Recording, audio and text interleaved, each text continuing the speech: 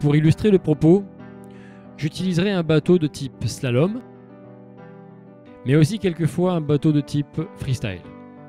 En effet, ce sont là, en quelque sorte, les deux types extrêmes de bateaux de rivière sportive, et ils ont des comportements bien différents. Aussi est-il intéressant de voir comment on doit adapter certaines techniques au type de bateau. La plupart des pratiquants loisirs naviguent dans des bateaux dits de rivière, qui se situent quelque part entre les deux extrêmes présentés ici. Donnons quelques caractéristiques du bateau de slalom et des bateaux longs en général. Par bateau long, nous entendons ici des bateaux, disons, de plus de 3 mètres. Ils ont une bonne glisse, c'est-à-dire qu'ils peuvent prendre de la vitesse et la garder si l'on arrête de pagayer. Ceci est un avantage dans presque tous les domaines de la navigation.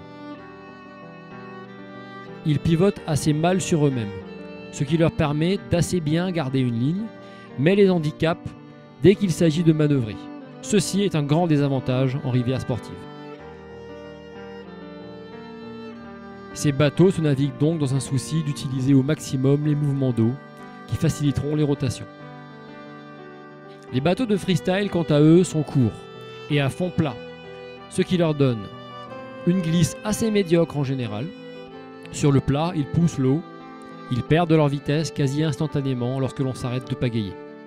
Ils pivotent très facilement sur eux-mêmes, ce qui leur donne une grande maniabilité.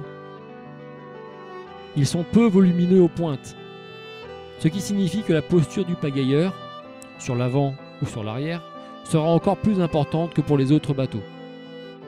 Ces bateaux se naviguent donc avec un souci constant de contrôle de l'assiette et de conservation ou de génération de vitesse. Il faut bien préciser que les bateaux de freestyle ne sont pas véritablement conçus au départ pour descendre une rivière, mais ceci reste un exercice intéressant à cause des caractéristiques particulières de ces bateaux.